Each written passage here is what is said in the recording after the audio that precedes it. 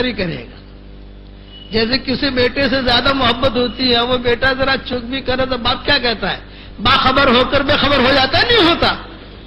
ارے بتاؤ, باخبر ہو کر بے خبر ہوتا ہے نہیں ہوتا؟ پتا ہے کہ بیٹے سے چک ہوئی ہے, پھر بھی بے خبر ہو جائے گا جیسے پتا ہی نہیں. تو اللہ تعالیٰ بھی ستاری کا اظہار کریں گے, یہ کہیں گے مقبول ہے لیکن چوک ہو گئی, کوئی بات معاف کر دیں گے. یہ ابراہیم علیہ السلام نے دعا مانگی, حجر اسود لگا, مقام ابراہیم وہ بنا اور دعا مانگی. پھر اللہ تعالیٰ نے قبول کیا. تو کیسے قبول کیا؟ اللہ نے کہا ابراہیم مانگو, کیا مانگتے ہو, چلو اب مانگو, کیا مانگتے ہو؟ تو انہوں نے کہا اللہ پاک میں تو کیا مانگوں, بس یہ کہ میری اولاد میں سے ایک نبی دے اور ان کی ایک بہترین امت دے. حضور صلی اللہ علیہ وسلم کو مانگا اور یہ امت مانگی. اسی لیے آپ فرماتے تھے میں میرے باپ ابراہیم کی دعا کا ظہور ہوں. کتنی بڑی چیز مانگی ہے حضرت ابراہیم علیہ السلام نے, کتنی بڑی خیر ہے دیکھو. اللہ نے کہا اچھا چلو آواز لگاؤ, وَأَذِّن فِي النَّاسِ بِالْحَجِّ يَأْتُوكَ رِجَالًا وَعَلَىٰ كُلِّ ضَامِرٍ يَأْتِينَ مِنْ كُلِّ فَجٍّ عَمِيقٍ لِيَشْهَدُوا مَنَافِعَ لَهُمْ. 70 پارے میں اللہ تعالیٰ فرماتے ہیں کہ چلو اعلان لگاؤ, گھر تیار ہو گیا, آ جاؤ بھائی, میں نے اللہ کا گھر بنا لیا, آ جاؤ. روایتوں میں یہ ہے, در منصور کی روایت ہے, یہ حوالہ اس لیے دے رہا تھا کہ علماء حضرات وہاں رجوع کر لیں.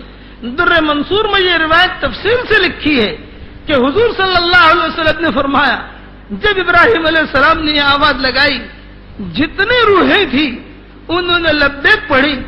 ایک مرتبہ کسی نے لبیک کہی, ایک مرتبہ وہ حج میں جاوے گا, 2 مرتبہ لبیک کہی, 2 مرتبہ جاوے گا, 3 مرتبہ لبیک کہی, 3 مرتبہ جاوے گا, اور سب نے لبیک, حاضر حاضر, لبیک اللہم لبیک لبیک لا شریک لک لبیک ان الحمد والنعمت لک والملک لا شریک لک. روایتوں میں یہ ہے کہ جو ماں کے پیٹوں میں تھے انہوں نے لبیک کہی, باپ کی پشتوں میں تھے انہوں نے لبیک کہی, اور جتنے مرتبہ جس نے لبیک کہی ہوگی وہ اس گھر پر حاضر ہوگا. کیونکہ ابراہیم علیہ السلام کی دعا, ابراہیم علیہ السلام کی دعوت کو انہوں نے قبول کیا. اور جنہوں نے لبیک نہیں کہی ہے لیکن مسلمان ہیں, دل میں تمنا ہے, وہ حج کو نہ جا سکے, دعا کرتے رہے, دعا کرتے رہے, تو اللہ تعالیٰ ان کی نیت کے اعتبار سے انہیں اجر دے گا.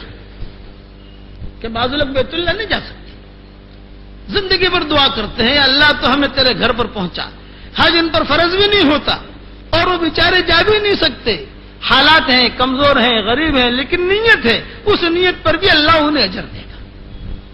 اب ابراہیم علیہ السلام کی اس دعا کے اوپر دعا مانگنے والا ایک آدمی اور آمین کہنے والا بیٹا فرما بردار ہے. قبیلہ بنی جرہم کے لوگ یہ منظر دیکھ رہے تھے, لیکن تاریخ کے اندر یا حدیثوں میں ان کے بارے میں یہ وضاحت سے چیزیں نہیں ملتی کہ انہوں نے کتنا ساتھ دیا ابراہیم علیہ السلام کا. تھے تو صحیح, بے عورتیں بھی تھی, ان کا مرد بھی تھے, لیکن انہوں نے کتنا ساتھ دیا یہ کوئی وضاحت نہیں ملا کرتی. لیکن اتنا ضرور ملتا ہے کہ ان میں کچھ بھلے لوگ بھی تھے, کچھ بھلے لوگ. بعض مرتبہ غیر مسلم کوئی ہوتا ہے لیکن اس میں امانت داری ہوتی ہے, بعض مرتبہ ایک یہودی ہے لیکن اس میں سچائی ہوتی ہے. تو علماء نے لکھا ہے کہ وہ بھلے یہودی ہے مذہباً و مشرک ہے آدمی, لیکن ان میں جو سچائی ہے اس سچائی کی وجہ سے اللہ اس کے کاروبار کو بہت بڑھائے گا, کہ اس کے کاروبار چلے گا وہ سچائی کی وجہ سے. اور ایک مسلمان ہے, مذہباً مسلمان ہے لیکن سچائی نہیں ہے تو اس کا کاروبار اتنا نہیں بڑھے گا, کیونکہ سچائی کہ جس کی بھی ہوگی اللہ کہتے ہیں تیرے پاس ہوگی تو تجھے فائدہ دوں گا, اس کے پاس ہوگی تو اس کو فائدہ دوں گا. تو کچھ لوگ بھلے تھے جو اسماعیل علیہ السلام کی مدد کرتے تھے, اسماعیل علیہ السلام کے ساتھ رہتے تھے.